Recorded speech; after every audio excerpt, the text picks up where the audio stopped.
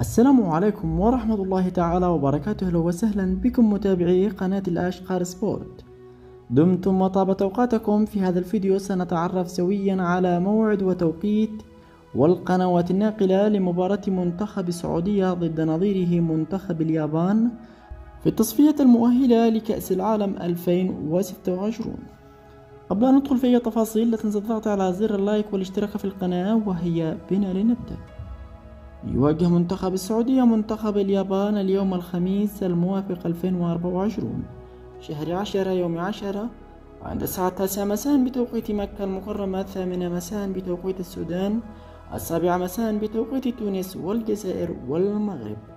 وعن ملعب اللقاء فالمباراة ستقام على استاد مدينة الملك عبدالله الرياضية في ملعب الجوهرة المشعة. وعن القنوات الناقلة فالمباراة منقولة على قناة بين سبورت 3 بصوت المعلق حسن العيدروس، وعلى قناة الكأس 5 بصوت المعلق خليل البلوشي. وصلنا إلى نهاية الفيديو، شكرا لكم على المشاهدة، دمتم في أمان الله.